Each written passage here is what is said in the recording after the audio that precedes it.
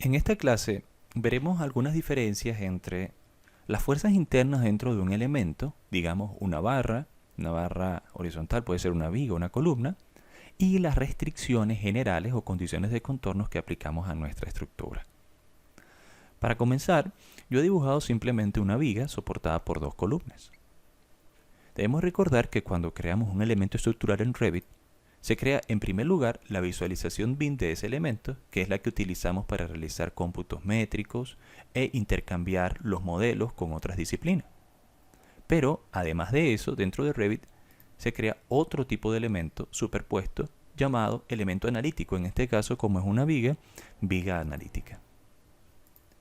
Ya yo he creado una visual en 3D que solamente me muestra la viga analítica y sus vínculos estructurales. Los puntos negros son los vínculos y las barras representan a los elementos. Al seleccionar la viga, podemos darnos cuenta que hay varias opciones. En primer lugar, aquí explica que la viga está siendo analizada por gravedad y que los vínculos analíticos vienen desde la columna. Y eso es obvio. ¿Por qué? Bueno, porque si yo tengo una columna que debe restringir el movimiento de la viga, entonces en la medida en que esta columna rote o se traslade, lo hará el vínculo de unión de la viga con dicha columna. Es obvio. Entonces, el movimiento y rotación de la columna superior dependerá de lo que haga la viga. Y también viceversa. ¿Ok? Ahora bien, si volvemos a seleccionar nuestra viga, podemos encontrar en esta opción, más abajo, una sección llamada Release Amendment Forces. En español puede traducirse como esfuerzos y fuerzas de miembro, pero no es una traducción literal del significado en inglés. En el caso de release, significa liberación. Es decir, es lo que permite el movimiento libre en el extremo de dicha viga. Noten que hay dos, un extremo inicial y el extremo final. En este caso yo he modificado esta viga y he dicho que está empotrada, pero se le permite rotación. Vamos a cambiarlo a fijo. Noten que ha desaparecido el release o la liberación en estos 2 grados de libertad. Entonces, ¿qué significa esto? Bueno, vamos a analizarlo. Si esta viga está fija en uno de sus extremos, desde el punto de vista analítico significa que debe haber una restricción de movimiento en cualquier dirección o grado de libertad. Y por grado de libertad nos referimos a movimiento en X, movimiento en Y, movimiento en Z y rotación en cada uno de esos ejes. Entonces, si está totalmente fijo, se impide su movimiento en esas direcciones, por la ley de Newton, debe haber una fuerza de reacción que impida dicho movimiento de forma interna. Si esa fuerza no existiera, entonces él podría moverse libremente. Por eso, si hemos fijado el movimiento en cualquiera de las direcciones o grados de libertad de nuestra estructura, entonces debe existir una fuerza de reacción en cada una de ellas. Pero noten que aquí habla de relajación, no de restricción. Por lo tanto, ninguno está restringido, ninguno está relajado, todos están restringidos. Pero si yo cambio esto y ahora coloco Pinet, entonces noten que están relajados el momento en Y y el momento en Z.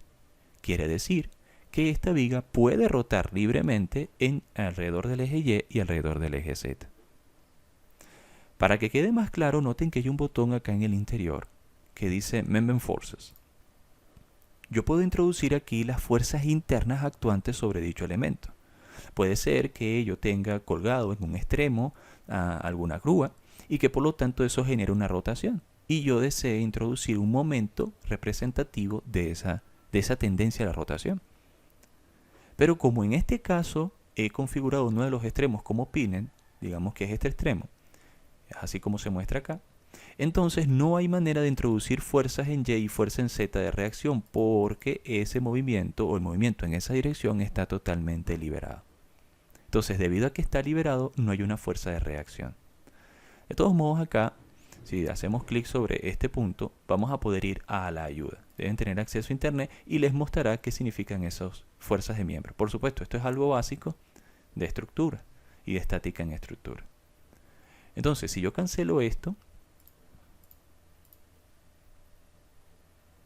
voy a a cancelarlo, selecciono nuevamente y ahora coloco aquí fijo. Ahora al editarlo sí puedo colocar momento en Y, o momento en Z o momento en X, porque el movimiento está restringido y hay una reacción interna. Pero debo aclarar que estas son las reacciones internas en los extremos del miembro. Noten que habíamos dicho anteriormente que hay un vínculo con la columna y eso también generará momentos o rotaciones y fuerzas o desplazamientos que serán pasados entre una viga y una columna. Pero eso es distinto a la manera en que se calculan las fuerzas internas del miembro. Para dejarlo claro, voy a cancelar acá y vamos a dirigirnos hacia analizar para aplicar una condición de contorno. En este caso yo voy a aplicar una condición de contorno a un punto que esté totalmente fijo, digamos este extremo de las columnas internas.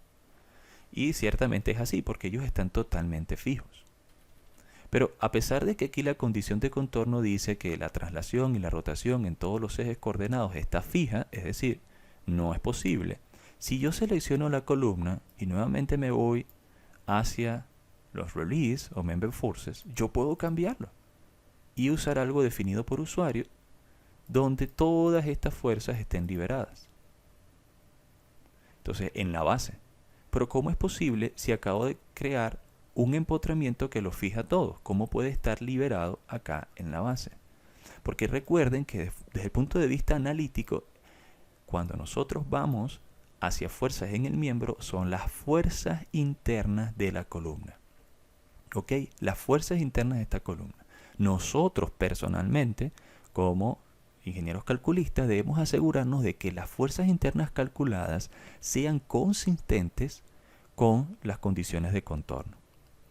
Así, si nosotros aplicamos este contorno acá, a pesar de que esta columna tiene todas estas fuerzas o restricciones liberadas, realmente será imposible que se mueva por esta condición de contorno externa. Entonces, aunque él no va a calcular las fuerzas internas, debería hacerlo. Entonces nosotros personalmente debemos asegurarnos de que eso se realice de forma correcta. Entonces yo voy a colocarlo totalmente fijo. Bien, si hay una condición especial que permite el movimiento en determinada dirección, nosotros podemos obligarla. Pero solamente vamos a colocar esto en el caso de que realmente estemos convencidos y nos hemos asegurado de que es así. Por regla general, deberíamos siempre utilizar que las fuerzas internas estén totalmente fijas para que realice todos los cálculos y que sean las restricciones finales o las restricciones exteriores las que liberen los grados de libertad. Entonces, como resumen, en esta clase hemos visto que cuando estudiamos modelos analíticos, una cosa son las fuerzas internas calculadas y los grados de libertad internos de cada elemento, y otra muy distinta son las restricciones que nosotros aplicamos de forma externa a nuestra estructura completa. Debemos asegurarnos de que las fuerzas y restricciones internas estén de acuerdo a las fuerzas y restricciones externas.